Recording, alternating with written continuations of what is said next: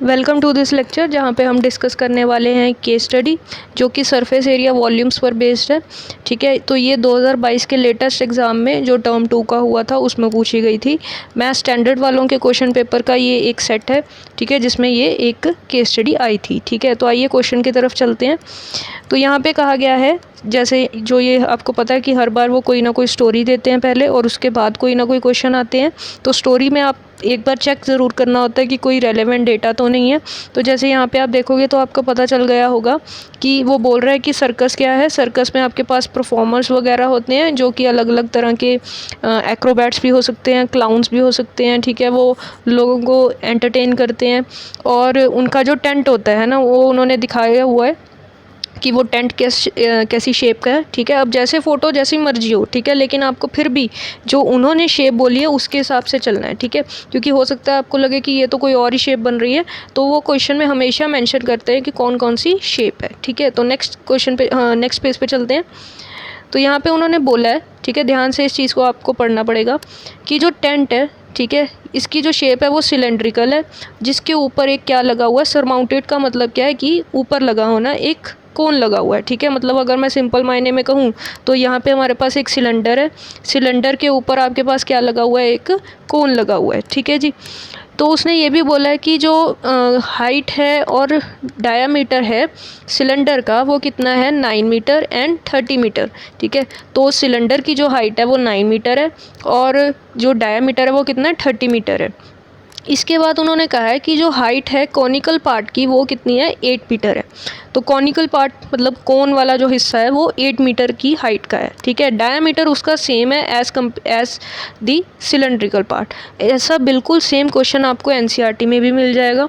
ठीक है, 13.1 एक्सरसाइज में। ठीक है, तो उसी का आई थिंक 13-14 क्वेश्चन है जो बिल्कुल सेम टू सेम टेंट वाला क्वेश्चन है। तो उसी पे देख लीजिए, आपको केस स्टडी आई हुई है। ठीक है, तो सबसे पहले हम इसके बेस पे एक अपनी रफ डायग्राम बनाएंगे और अगर हमें कुछ कैलकुलेट करना होगा तो हम करके रखेंगे। ठीक है, तो जैसे मेरे पास एक कोन है, ठीक है, यहाँ उसके नीचे क्या लगा हुआ है, एक सिलेंडर। ठीक है, तो उन्होंने बोला है कि जो सिलेंडर की हाइट है वो कितनी है, 9 मीटर। ऊपर जो कोन है उसकी हाइट हमें बोली है 8 मीटर। ठीक है, तो हम यहाँ पे 8 मीटर लिख लेते हैं और जो डायामीटर है वो 30 मीटर है। अगर डायामीटर 30 है तो रेडियस कितना होगा, चाहे मैं कोन की बात करूं चाहे मैं सिलेंडर की बात करूं, तो रेडियस हो जाएगा मेरे पास 30 का हाफ, दैट इज़ 15 मीटर। आपको हमेशा ऐसे क्वेश्चंस में एक बार मेक श्योर करना है कि यूनिट सभी के सेम हो। जैसे मीटर में है सभी तो हम यहाँ पे प्रोसीड कर लेंगे। तो रेडियस मेरे पास कितना आ गया, 15 मीटर आ गया। ठीक है, अच्छा, इसके बाद आप देख पा रहे होंगे कि क्योंकि यहाँ पे अगर आप सारे क्वेश्चंस को एक बार मैं आपको दिखा दूं तो यहाँ पे वो पूछ रहा है हमसे कि एरिया ऑफ कैनवस। ठीक है, अब एरिया ऑफ कैनवस आपको निकालना है, यानी कितना कपड़ा लगेगा इस टेंट को बनाने में, तो वो एरिया इन्वॉल्व करेगा। कोन का भी एरिया पूछेगा। जब आप कोन का एरिया निकालते हो तो आपके पास क्या आता है, फॉर्मूला πr/l, है ना। अब πr/l के लिए आपको l चाहिए। यहाँ पे उसने जो आपको ये 8 मीटर दिया हुआ है ये हाइट है। ठीक है, कोन की हाइट है, आपको स्लांट हाइट नहीं पता, तो सबसे पहले आप स्लांट हाइट कैलकुलेट करोगे। ठीक है, तो L is equals to slant height of the cone. ठीक है, तो L का फॉर्मूला आपको पता होगा, it is √r² plus h²। ठीक है, यहाँ पे r कितना है आपके पास, 15 का स्क्वायर, और h कितनी है आपके पास, 8 का स्क्वायर करोगे आप तो it is 225 plus 64 which is 289 का रूट, और 289 किसका स्क्वायर होता है, 17 का, यानी स्लांट हाइट आपके पास कितनी आ जाएगी, 17 मीटर। ठीक है, ये कोन की स्लांट हाइट है। ठीक, अब इसके बाद हम यहाँ पे जब क्वेश्चंस में जाएंगे तो देख पा रहे होंगे कि उसने पूछा है एरिया ऑफ कैनवस। अब मैं दोबारा से यहाँ पे आपको डायग्राम से दिखा दूँ कि हम कौन कौन सा एरिया कैलकुलेट करेंगे, क्योंकि इन क्वेश्चंस में यही मुश्किल होता है कि कौन सा एरिया आपको लेना है और कौन सा नहीं लेना। अब यहाँ पे आप कोन वाला हिस्सा तो बनाओगे ही कपड़े का, है ना, कैनवस यहाँ पे तो लगेगा ही, यहाँ पे भी लगेगा। ठीक है, लेकिन जो बेस होगा, ये वाला जो बेस है, ठीक है, ये नहीं आपका कैनवस का होगा। ठीक है, यहाँ पे आप कैनवस नहीं लगाते, तो इसका मतलब जब भी आप एरिया ऑफ कैनवस कैलकुलेट करोगे, एरिया ऑफ कैनवस, तो यहाँ पे आप क्या सॉल्व करोगे, curved surface area of cone cone का कर्व सरफेस एरिया, और सिलेंडर का भी आपको क्या लेना है, कर्व सरफेस एरिया ही लेना है, ठीक है। दोनों के ही आप क्या लोगे, कर्व सरफेस एरिया। जो कोन होता है उसका कर्व सरफेस एरिया होता है पाई आर एल, और जो सिलेंडर है उसका कर्व सरफेस एरिया होता है 2 पाई आर एच, ठीक है। यहाँ पे कैपिटल एच लिख लेते हैं कोई डिफरेंस डालने के लिए कि सिलेंडर की हाइट जो थी वो डिफरेंट थी। यहाँ पे आर मैंने दोनों का सेम लिया क्योंकि रेडियस दोनों का ही सेम है। आप यहाँ पे पाई आर कॉमन निकाल सकते हो, आपके पास बचेगा एल प्लस 2h, ठीक है। कॉमन निकालने से कैलकुलेशन थोड़ी सी ईजी हो जाती है, अदरवाइज़ आप दोनों का सेपरेट सेपरेट सॉल्व करके दोनों को प्लस भी कर सकते हो। यहाँ पे है 22/7, पाई की वैल्यू आप 22/7 रखोगे, आर की वैल्यू थी आपके पास 15, एल की वैल्यू आपने निकाली थी 17, 2 इंटू, अब एच कितना था, एच हम देख लेते हैं। अब हमें सिलेंडर की हाइट देखनी है, ठीक है। तो सिलेंडर की हाइट कितनी थी, 9, ठीक है। सिलेंडर की हाइट कितनी थी, 9। 22/7 इंटू 15, यहाँ पे ब्रैकेट में सॉल्व करोगे 17 + 18, तो दिस विल बी 22/7, 15 इंटू कितना मेरे पास आएगा 35।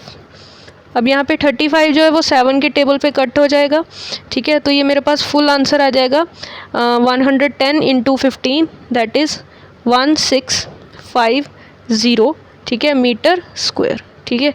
तो ये मेरा आ जाएगा एरिया ऑफ कैनवस, ठीक है। तो ये एरिया ऑफ कैनवस आया मेरे पास।